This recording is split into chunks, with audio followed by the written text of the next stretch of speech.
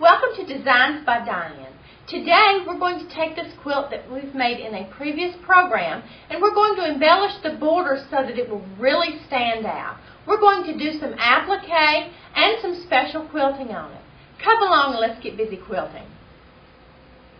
As you can see, I've added some leaves to the border and we've done some special stitching around them. We've interspersed them so that they just completely surround the inside of this quilt. And I hope this is not making you dizzy, but I want you to see the different shapes and the different directions. This is one of those quilts that you really can't mess up because you do what you want to do to embellish the quilt. So let's get busy. Let's talk about some of the tools we're going to need to do this project. First, we need our pattern. I have gone to my quilt program and come up with some outlines of leaves. You can get these anywhere. You can draw them yourself. It does not matter. Now we have to have a way to get this onto the material. So we're going to take freezer paper and trace this design onto the freezer paper. They do make sheets that will go through the printer and you can just do it all in one step. But it's not very hard. Just put it on a light surface where you can see the lines through and trace it onto your freezer paper. Then we're going to iron the freezer paper to the material and cut around the lines that we have. If you use a fine point Sharpie, that's good, but you can use a pencil. So we have our pattern, we have our freezer paper. We need to know a few other things before we get started.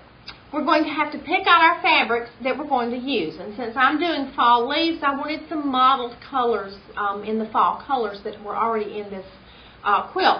So I've gotten my fabric. Now we have to do some things to the fabric before we can use it. I like to starch it at least 3 times. I want it like paper before I work with it. So you can use just heavy starch. Now get the heavy starch that you get at the grocery store. It's just spray starch, but it says heavy starch on it. Or you can get the concentrate and mix it in a little spray bottle. And this one says for heavy, you mix it half and half with water.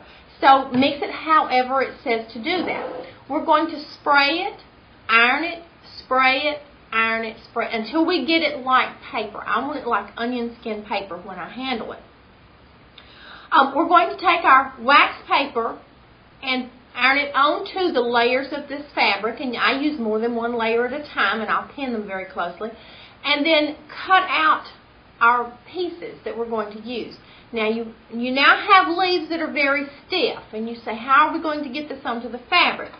There's a product out there, and you can get it in the bottle or the tube, called Liquid Stitch.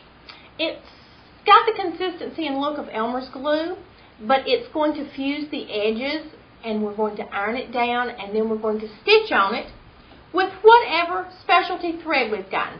Now, I got a specialty thread. This is an embroidery thread. This is by Sulky, and it's rayon. It's 40 weight. But it had all of the fall colors in this quilt in it. I didn't really care what the thread was. I just wanted the right colors, and this was the one that I found that matched. So get you some specialty thread. A variegated works better because it gives it more movement. And so get your thread ready, and we're going to get our fabric ready next. I have my fabric on my ironing board now. I'm ready to starch it. You can either use the spray starch that you buy in the store or the starch that you've mixed up. It doesn't matter. I don't want to do the whole piece of fabric, just enough to do the project I'm working on. I'm going to saturate it with starch. Just let that soak in real good, and then take a hot iron and start ironing it.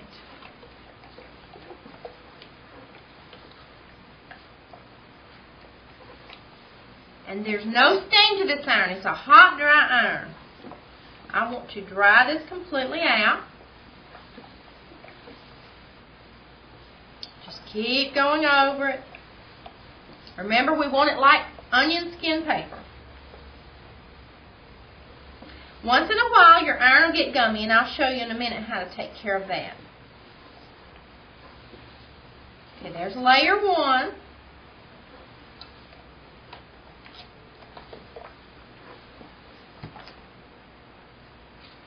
And spray it again. Layer 2. Saturate it. Let it soak in a second. And then start ironing.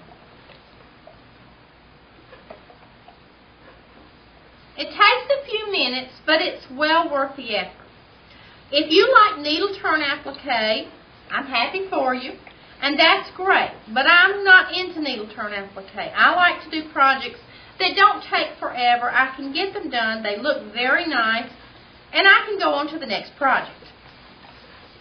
There are 2 layers, and I'm actually starching the good side of the fabric now.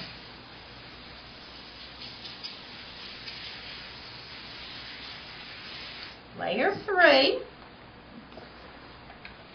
Oops. Sometimes it will kind of wrinkle up on you. Just pull your iron away from it, and it'll stiffen back out. It'll lay back down. Well, good this is happening so you can see it, because if it happens to you now, you'll know what to do. That's one reason I leave my fabric larger. The starch is probably building up on my iron now, trying to give me a hard time. As it dries, it will start to iron better. Keep your iron moving too, that helps.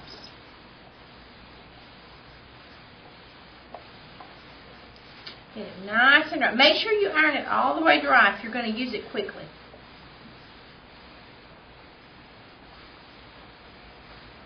If I still see steam coming up, I continue to iron. Now we're going to do this to the other 2 fabrics and then layer the fabric parts that are starched so we know we've got all starched fabrics we're dealing with. And then we're going to start cutting out.